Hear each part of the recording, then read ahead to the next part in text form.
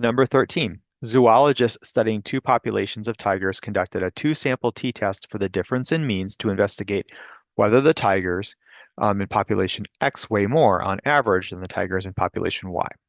Two independent random samples were taken, and the difference between the sample means was calculated. All conditions for inference were met, and the test produced a p-value of 0.02. Which is the correct interpretation of the p-value? Let's look at our template for that.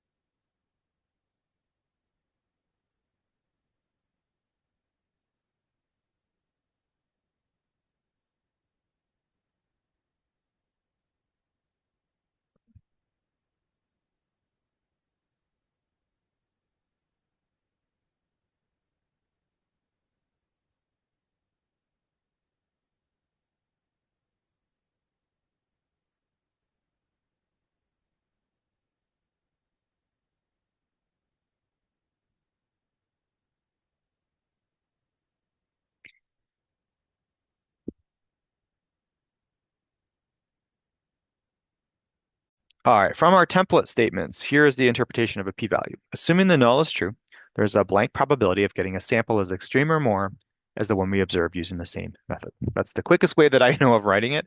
So you're going to see a more complicated way probably in the answer choices. So remember, our p-value is 0.02. Assuming the null is true, meaning is going to mean that there's no difference because it's a two-sample test. So A, the probability that the mean weight for tigers in population X is greater than that. Well, that's not the right way to kind of say that, so we can cross that out. Option B, assuming that the mean weight for population X is greater than the mean weight for population Y. So that's not going to work because we want to assume that the population mean weight is equal to, not greater than, because we're assuming the null is true. So that's no good. C, assuming that the mean weights for population X and Y are equal, that's promising.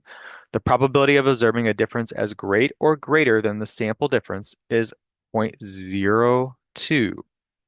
That's probably it. Let's go to the other answers because sometimes the wording can be a little bit off. D, the probability that the mean weight for tigers in population X is equal to that in population Y is 0.02. We know that's not true.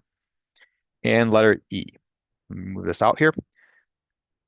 Assuming that the mean weights for population X and Y are equal, the probability of observing a difference equal to the sample difference is 0.02.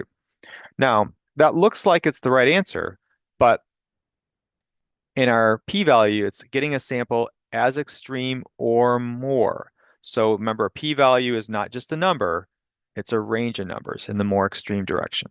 So it's going to be option C because that kind of has that same wording. Assuming the mean weights for populations X and Y are equal. So assuming the null is true. So assuming that the null is true, the probability of observing a difference as great or greater as extreme is the p-value. So option C.